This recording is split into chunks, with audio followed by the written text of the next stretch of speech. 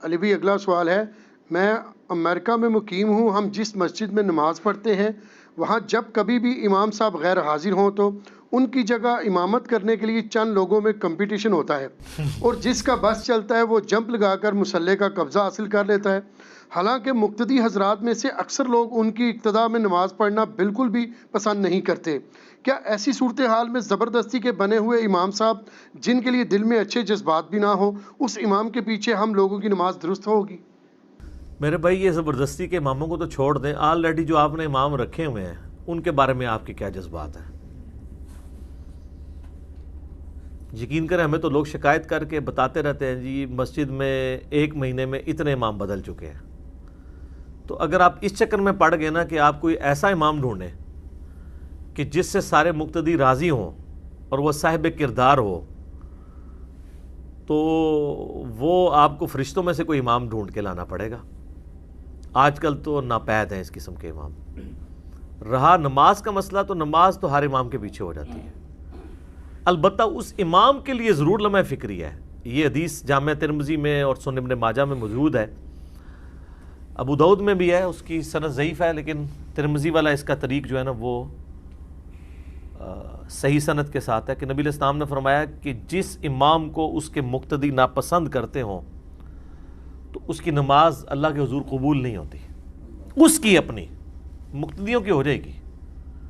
اس کے لیے یہ اس کے لیے عبرت ہے۔ اس طریقے سے جامع ترمذی میں حدیث ہے کہ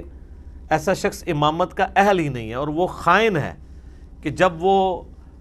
دعا کرنے لگے تو اپنے لیے دعا کرے اور اپنے مقتدیوں کے لیے دعا نہ کرے، جس سے وہ اجتماعی دعا ثابت کرتے ہیں۔ حالانکہ اس میں اجتماعی دعا، نماز کے بعد دعا کا ذکر نہیں ہے، وہ ویسے ہی ذکر ہے کہ آپ اپنے متعلقین کے لیے دعا کریں، اور اس میں صرف امام مسجد نہیں،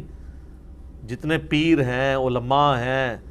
ٹیچرز ہیں، سب کو چاہیے اپنے اپنے متعلقین کے لیے دعا کیا کریں۔ تو اس طرح کی ساری حدیثوں سے یہ رزلٹ نکلتا ہے کہ اس امام کے لیے اپنا لمحہ فکری ہے جو جمپ لگا کے تو مصلی پہ قبضہ کر رہے ہیں۔ میں تو حیران ہوتا ہوں کہ لوگ کس طرح یہ خواہش کا اظہار کرتے ہیں خود سے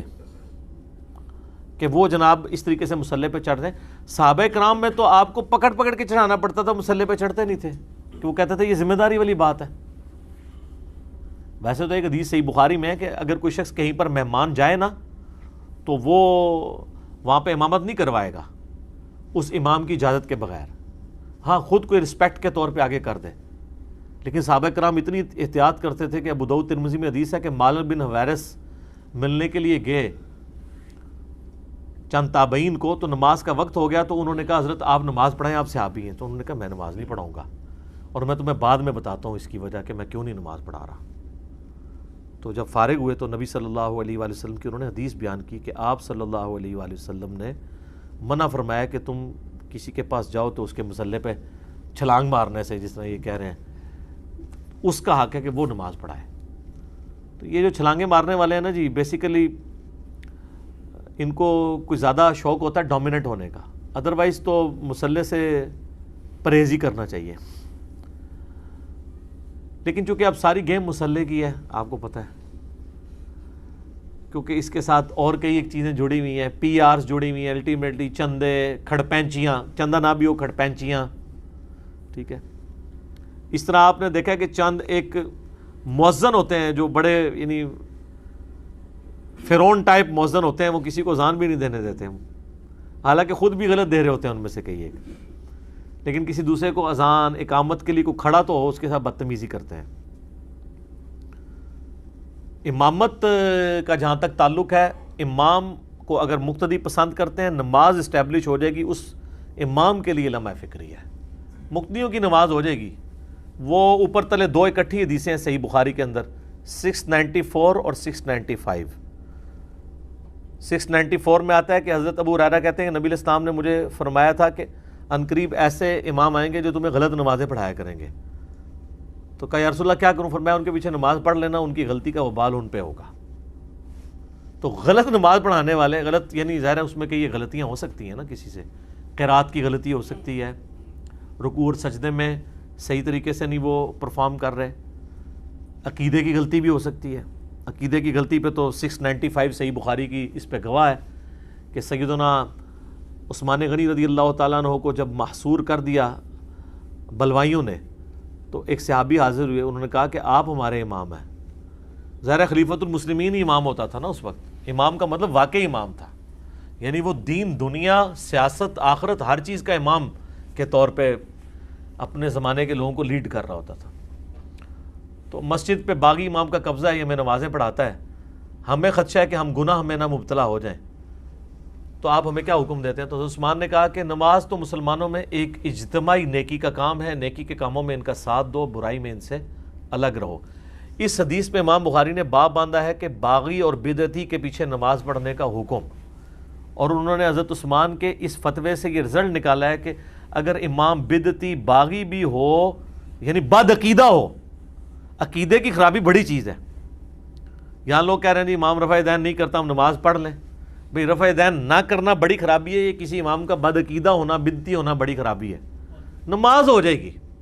اس کی غلطی کا وبال اس پہ ہے۔ باقی یہ کہنا کہ امام رفع دین نہیں کرتا تو ہم بھی اس کی اقتداء میں کریں، امام کی اقتداء آپ نے انتقال ارکان میں کرنی ہے کہ امام سے پہلے رکوع نہیں کرنا، امام سے پہلے سجدہ نہیں کرنا۔ اگر امام کی اقتداء 100% کرنی ہے تو پھر امام اگر ٹوپی میں ہے تو آپ ٹوپی پہنے، امام پگڑی میں تو آپ پگڑی پہنے، یہ تو پاسبل ہی نہیں ہے۔ امام اگر سنت چھوڑ رہا ہے اس کا وبال اس پہ ہوگا، آپ سنت کے مطابق نماز پڑھیں گے۔ میں ساتھ ساتھ چھوٹے چھوٹے جنہوں کہتے ہیں چب کٹتا جانا، وہاں نٹی گریٹیز بھی بیان کرتا جاتا ہوں تاکہ کوئی اس میں سے غلط رزلٹ لے گا۔ باقی امامت کی شرائط بھی تو پتہ ہونی چاہیے نا، کہ جمپ مار کے مصلے پہ چڑھ جاتے ہیں، امامت کی شرائط تو ہنسنا شروع کر دیتے ہیں۔ سر صحیح مسلم میں 4 شرائط آئی ہیں امامت کی۔ نبی علیہ السلام فرمایا کہ امام اس کو بناؤ کہ جو سب سے زیادہ کتاب اللہ کا علم جانتا ہو، اگر کتاب اللہ میں بھی سب برابر ہو، پھر سنت کا علم جو جانتا ہو، سنت میں بھی برابر ہو، پھر جس نے پہلے ہجرت کی ہے، عمر میں سینئر نہیں، دین کے اعتبار سے سینئر۔ اس زمانے میں ہجرت ایک بینچ مارک ہوتی تھی نا، اور اگر اس میں بھی برابر ہو تو پھر تم عمر میں جو بڑا ہو اس کو دیکھو۔ اچھا، عمر سے پہلے دین میں جو سینئر ہے، کتاب اللہ اور سنت کا علم، کتاب اللہ سنت کے علم میں ظاہر ہے کہ علم دین شامل ہے، پھر اس کا اپنا دین کے اعتبار سے عمل بھی ظاہر ہے اس میں داخل ہوگا، پھر عربی کی پروننسیشن، یہ نہ ہو کہ وہ ہے بے تے پڑھتا ہو، زبر کو زیر، زیر کو پیش پڑھتا ہو، یہ بھی نہیں ہونا چاہیے۔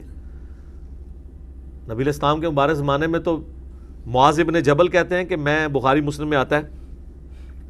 کہ میں نبی علیہ السلام کے پیچھے عشاء کی نماز پڑھتا تھا، پھر اپنی قوم کی امامت کرتا تھا عشاء میں جا کے، اور 6 سال عمر تھی،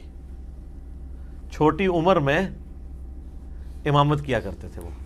اس لیے کہ قرآن زیادہ جانتے تھے وہ۔ اصل چیز تو یہ ہے، یعنی سینیارٹی کا لیول یہ تھا، عمر کا بڑا ہونا نہیں تھا۔ یہاں پہ تو دیکھتے ہیں کہ جس کی لمبی داڑھی ہے، زیادہ ایجڈ ہے، چاہے وہ قرآن بھی غلط پڑھتا ہے، اس کو آگے ممبر مطلب مصلی پہ کھڑا کر دیتے ہیں۔ تو جو واقعی اہل ہو اس کو کھڑا کریں۔ تو یہ 4 شرائط ہیں، کتاب اللہ کا علم، سنت کا علم، اور اس کے بعد دین میں جو سینئر، اس زمانے میں ہجرت کے اعتبار سے، آج کل یعنی دین کے اعتبار سے، اور اگر اس میں برابر ہے پھر عمر میں۔ 2 اور شرائط بھی ہیں، وہ صحیح مسلم میں نہیں ہے، وہ مولانا شریف میں ہے۔ تو ہم نے چونکہ مولانا شریف اور مسلم شریف کو الگ الگ رکھا ہوا ہے، وہ آپ فقہ حنفی کے علماء سے پوچھیں کہ وہ جو 2 شرائط ہیں بڑی گندی گندی، جو علی بھائی ہر دفعہ نہیں بیان کرتے ہیں، تو ایک بار مہربانی کر کے میڈیا کے سامنے آ کے اپنے بزرگوں کی کارستانی دس دو کہ آپ کے بزرگوں نے وہ 2 شرائط اور کون سی لکھی ہیں، اور صرف آپ نے وہ شرائط بتانی نہیں ہے، پھر آپ کے سارے علماء اور مفتیوں نے آ کے جسٹیفائی کرنا ہے کہ وہ اپنی اپنی مسجدوں میں امامت کیوں کر رہے ہیں، وہ پھر یہ ثابت کریں گے کہ وہ ان 2 شرائط کو بھی پورا کرتے ہیں، اس لیے وہ امامت کے اہل ہیں، کیونکہ باقیوں میں وہ 2 خوبیاں نہیں پائی جاتی ہیں۔ تو یہ صرف یہ نہیں بتانا کہ شرائط کون سی ہیں، وہ اپنے آپ کو بھی جسٹیفائی کرنا ہے، ورنہ اپنے اپنے مسئلے چھوڑ دیں، یا وہ شرائط پوری کریں آپ، یا بزرگوں کو کہہ کہ وہ بزرگ اس قسم کی باتیں لکھ گئے تھے، اب یہ اس چکر میں نہیں پڑھنا مفتہ بھی ہی ہے تو مفتہ بھی ہی نہیں ہے، ٹھیک ہے، تو آرڈینل کام پہ گیا، ٹھیک ہے نا جی۔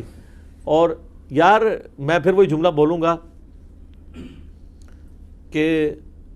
اکثر ماں باپ اپنی اولاد کی وجہ سے منہ چھپاتے پھرتے ہیں، ان کے برے کرتوتوں کی وجہ سے۔ فرقوں کے ماننے والے لوگ یہ وہ بد نصیب اولادیں ہیں روحانی جو اپنے بزرگوں کے کرتوتوں کی وجہ سے منہ چھپاتی پھرتی ہیں. ویسے دنیا میں تو آپ نے دیکھا ہے کہ عموماً ماں باپ کہتے ہیں نہیں میرا اولاد خراب نکلی, میں کسی نے منہ دسنے دے قابل نہیں. لیکن فرقوں کے جو ماننے والے ہیں نا, یہ اولادیں ایسی ہیں کہ جو اپنے بزرگ بابوں کی وجہ سے کسی کو منہ دکھانے کے قابل نہیں ہے نا ایسے یہ فرق. ٹھیک ہو گیا.